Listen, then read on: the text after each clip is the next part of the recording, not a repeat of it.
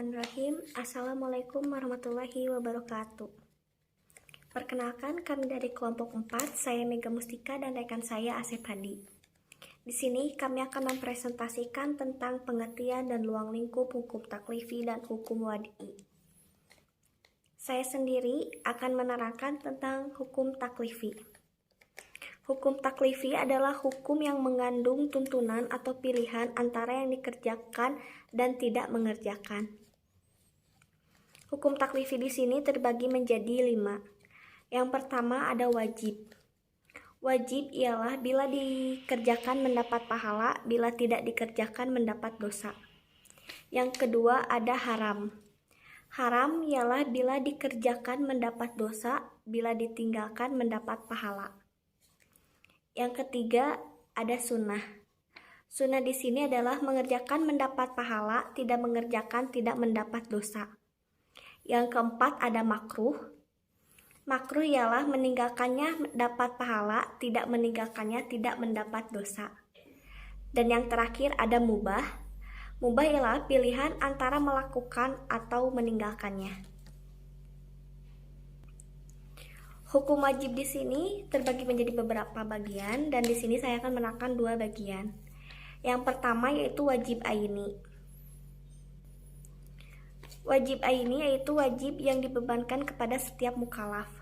Contohnya, sholat wajib yaitu sholat yang 5. Terus puasa di saat bulan Ramadan. Yang kedua ada wajib kifayah. Kewajiban yang harus dilakukan oleh seorang anggota masyarakat tanpa melihat siapa yang mengerjakannya. Apabila kewajiban itu telah ditunaikan, salah seorang di antara mereka hilanglah sudah untuk kewajiban yang lainnya. Namun bila tidak dikerjakan, maka seluruh anggota masyarakat mendapat dosa. Contohnya, membangun tempat peribadahan seperti masjid, terus membangun suatu rumah sakit. Yang kedua ada haram. Secara besarnya haram dibagi menjadi 2. Yang pertama, haram karena perbuatan itu sendiri atau haram karena zatnya. Contoh, membunuh, berzina, atau mencuri.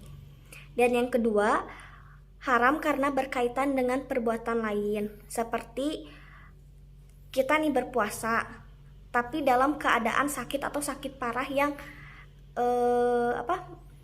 mengganggu keselamatan kita. Kan puasa itu wajib, tapi bila mana kita sakit parah dan kita itu ancamannya karena ke jiwa kita, itu bisa menjadi haram. Yang ketiga ada hukum sunnah. Yang pertama adalah sunnah mukadah atau sunnah yang dianjurkan. Biasanya sunnah ini biasa sering dilakukan oleh Rasulullah. Contohnya sholat sunnah 2 rakaat sebelum fajar. Yang kedua ada sunnah goir mukadah atau sunnah biasa. Biasanya sunnah ini dikerjakan oleh Rasulullah tapi tidak sering. Contohnya melakukan sholat sunnah 2 kali 2 rakaat sebelum sholat zuhur. Dan yang terakhir sunnah al-zawaid. Mengikuti kebiasaan sehari-hari Rasul sebagai manusia biasa. Contohnya sopan santunnya dalam makan dan tidur. Yang keempat ada hukum makruh. Hukum makruh terbagi menjadi 2 yaitu hukum makruh tanzih, yaitu segala perbuatan yang meninggalkan lebih baik daripada mengerjakannya. Contoh merokok.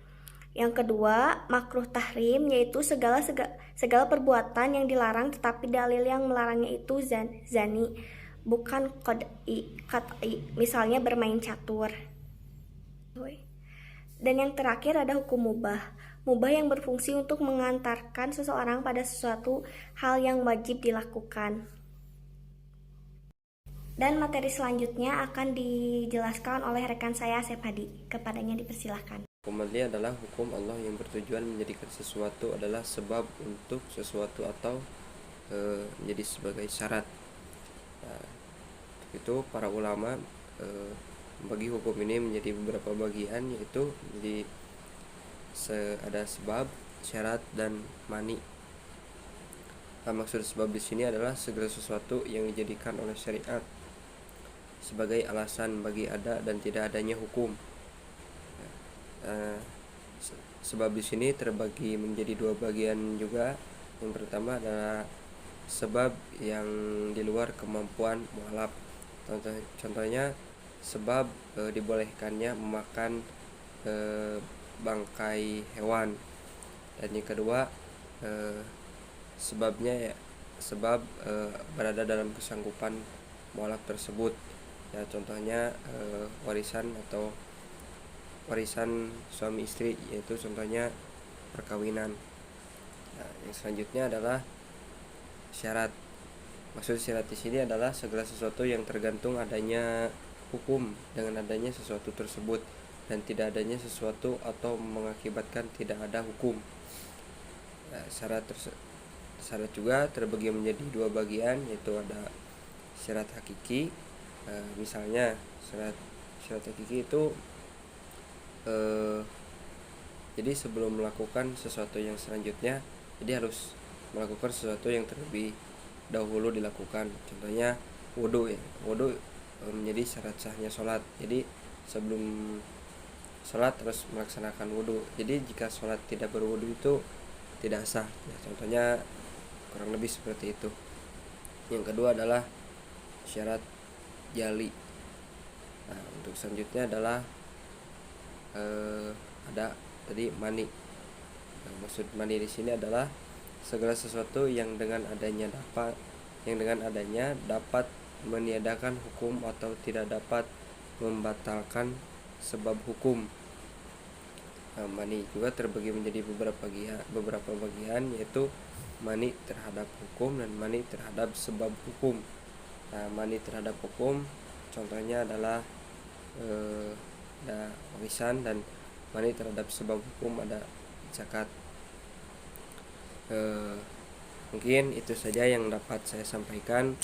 Sekian video presentasi dari kami. Mohon maaf bila ada salah kata. Kesempurnaan hanya milik Allah dan kesalahan ada dalam diri saya pribadi. Nun wa qalami wa mayasturun fastabiqul khairat. Wassalamualaikum warahmatullahi wabarakatuh.